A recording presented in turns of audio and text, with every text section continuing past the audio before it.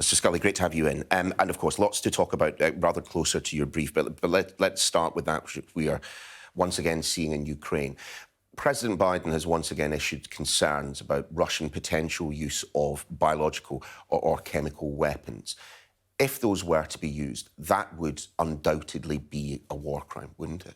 Yeah, undoubtedly. And I think, President Biden and the Prime Minister have been really resolute in making sure that we can take every action with the international community to address those crimes of Vladimir Putin. We've got to remember as well with all of this is that this is Vladimir Putin's war against Russia and Kremlin's war against Ukraine. It's not the Russian people. So we've got to make sure that we can appeal to the Russian people to bring an end to this.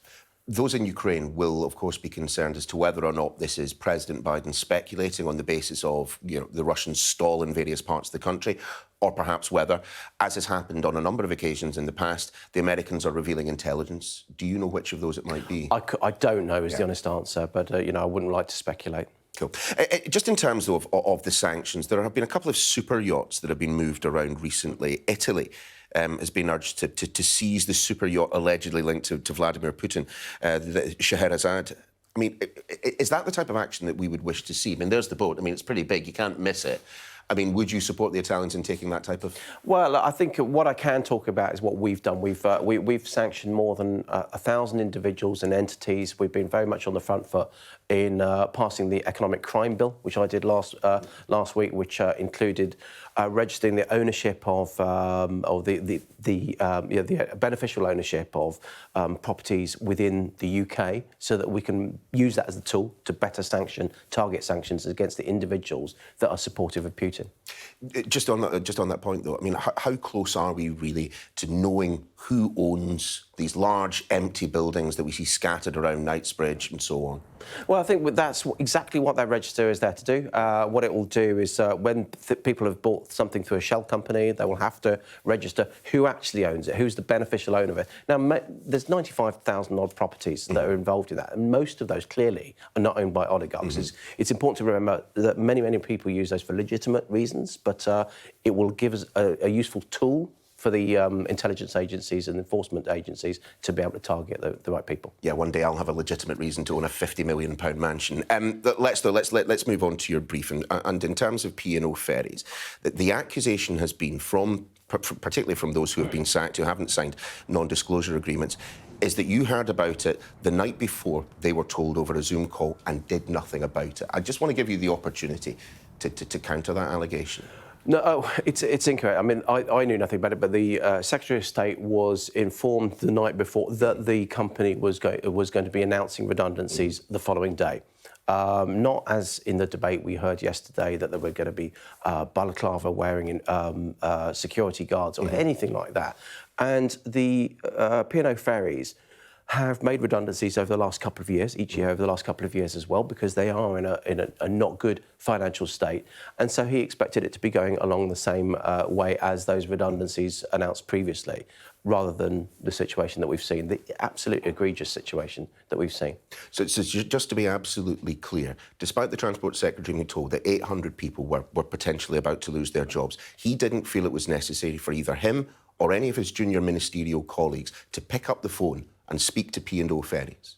Well, what normally happens with redundancies, if you're in a situation when you say there is going to be an announcement, that normally that's an announcement of the consultation, the notification that is required under the law. And bearing in mind that the notification, which is why I and my boss, Kwasi Kwarteng, have written to the Chief Exec of P&O Ferries to get further detail, because it's important that we get the exact detail, not just the various amounts of media stories that we're getting. We need to collate it in one place, because there are criminal sanctions involved in this, so including an unlimited fine for P&O Ferries. Which is all post hoc, unfortunately. The complaint that is being made by the staff is that in those few hours, that window of opportunity, before that Zoom call came and before those sackings were issued, there was an opportunity for the government to speak to P&O Ferries. Now, I understand that after the fact, when you've heard all of these details, you're utterly aghast.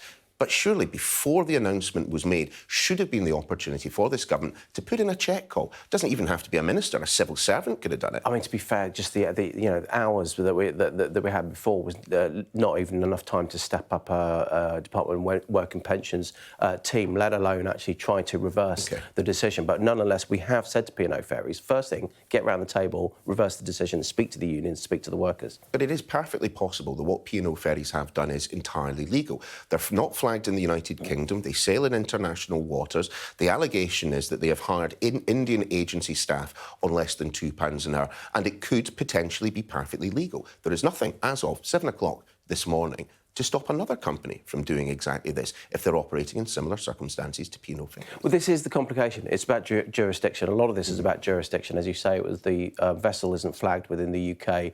I understand that contracts may not have been signed within the UK either, and this is all the things that we're trying to determine. Nonetheless, the point still stands. If it is a business on land in the UK, within your UK jurisdiction, there are plenty of laws in place which carry criminal sanctions. Are we going to change the law, though, to prevent firing and rehiring?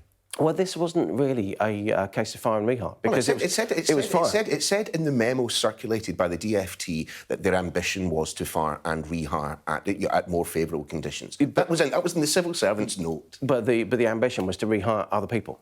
So there was, you've got 800 people sitting now in the UK without a job that had no opportunity of going back to the job, and that's why that consultation is so important. But this was a case of mass sackings that were done in the most callous way. OK, so what are we going to do about it? So, as I say, we're establishing the facts now. We're expecting an answer. If it proves that they haven't acted illegally, if they haven't acted illegally under English law, maritime law, what are we going to do? Well, look, if they have, then we absolutely reserve the right to approach the prosecuting authorities to tackle this. If we haven't, then obviously we want to make sure that we can support the 800 people who have lost their jobs to make sure that they can get back into good work.